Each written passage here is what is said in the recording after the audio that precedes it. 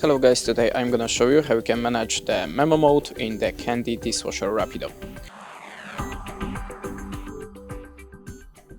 So, in the first step, we have to turn on the appliance and hold the delete start button for 5 seconds to open the user's menu.